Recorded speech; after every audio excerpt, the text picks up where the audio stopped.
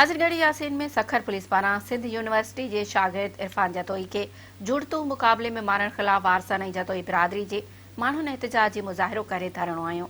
उन हवाले सां ॾिसूं था कादिर ताज माहिर जी ये रिपोर्ट। कुछ ॾींहं अॻु सखर पुलिस पारां सिंध यूनिवर्सिटी जे शागिर्द रखण वासी इरफान जतोई खे झड़ितू मुक़ाबले में मारण खिलाफ वारसन ऐं जतोई बिरादरी जे मुख़्तलिफ़ ॻोठनि रेस चनेसर खरोस, ॻोठ हाफ़िज़ाबाद, ॻोठ मंज़ूर जतोई, ॻोठ दिलण जतोई, ॻोठ रोशन जतोई, रखियल जी वांढ समेत 10 खां वधीक ॻोठनि जे सवें माण्हुनि हथनि में प्ले कार्ड ऐं शहीद इरफान जतोई जूं तस्वीरूं खणी ॾखण नाके खां एहतिजाजी रैली कढी, जेका शहर जे मुख़्तलिफ़ हंधनि खां थींदी। स्पीकर सिंध असेंबली आगा सिराज दुरानी जे रहाइशगाह कोट दुरानी जे मेन गेट ते पहुच, जिते सख़्त एहतिजाज कंदे गेट ॿाहिरां एहतिजाजी कैंप क़ाइमु करे धरणो हणी वेही रहिया। धरणे में मौजूद माण्हुनि वेरांटीअ सां पंहिंजा वीचार हिन रीति वंडिया। हिकिड़ो नौजवान छोकिरो हिकिड़ो कॉलेज मां खणी ऐं समूह साहब चए थो उते केस आहे, बाबा केस आहे, तूं उनखे रिमांड करे तूं कोर्ट जे हवाले करे आ। पोइ कोर्ट ॼाणे आ केस हुजनि त उहो पंहिंजो भोॻे आ वञी, को केस कोन हुओसि। इहे अॻ में बि जेके हिकु ॿ केस काई शासी बुनियाद ते पूरा केस, हिकिड़ो इन इरफान समय बि चर्च जो केस हयो होसीं जंहिंमें बाइज़त बरी हो।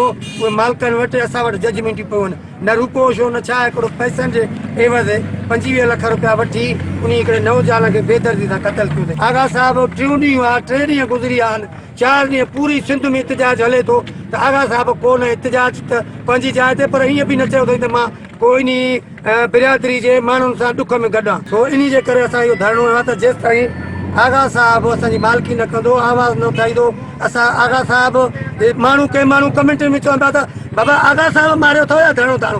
बाबा मारियो असांजो समय आहे। आगा साहब असां खां 50 साल खां वठी वोट वठंदो आहे। असांजो अर्ज़ु इहो आहे त तव्हां साफ़ इहो उहे ॿाहिरि बि हक़ सच जो आवाज़ उठायो त इरफान समेत FIR थिए, पोइ कोर्ट में लोड़े जेको बि शइ फांसी ॾे, सज़ा ॾे। तो शागिर्द शायद आहे उन ॾियारे एहतिजाज बि कया अथऊं, जंहिं ॾींहुं हिननि खे हॉस्टल मां खयों अथऊं। हीउ सरासर ज़ुल्म आहे। ना का केरु तालीम याफ़्ता थींदो, केरु हिन माहौल में केरु पढ़ंदो। सभिनी जेको वञे थो पढ़ाई माउ पीउ जो आहे, वॾो ख़्वाबु बाबा असां हेॾो ऑफिसर कंदासीं। उन्हनि जा लाश तशदद टिल मिशन जा सोराग हिन महिल ताईं नोटिस न वरितो आहे। यार हद थी वई, सॼे मुल्क में हड़ताल आहिनि, सॼे मुल्क में अफ़रा तफ़री आहे, हिननि खे IT सिंध खे का ख़बर ई न आहे। मालिकनि खे इहो अर्ज़ु कयो त हिन जा 25 लख रुपया असांखे ॾियो त असां तव्हांखे ॾींदासीं, न त असां ईअं कंदासीं, हिनखे हाफ फ्राई कंदासीं, फुल फ्राई कंदासीं। मालिकनि वटि एतिरी वसियत न हुई जो 25 लख रुपया ॾेई हिनखे छॾाइनि। मालिकनि दाऊं फूका कयूं, supreme court Karachi high court वटि पुॻा, पटिशनियूं दाख़िल करायूं। उनजे बावजूद बि न फ़ोन करे कॉलनि ते इहे चवंदा रहिया त पटिशन तव्हांजी असांजी कुझु बि नथी करे सघे, छाजे करे असांजे हथ में आहे, असां कुझु बि करे सघूं था। तव्हां पटिशन जे ज़ोर ते न हलो, तव्हांजो कुझु बि वसूल न थींदो, असांखे पैसा ॾेई पंहिंजो छोकिरो तव्हां वापसी। बक़ाया इरफान समूह इहो चयो त हिन ते केस पुराणा मौजूदु आहिनि, हिन ते को केस न आहे। केस अगरि आहिनि बि सही, उन्हनि मां भरी थियल आहे, उहे बि सियासी केस आहिनि।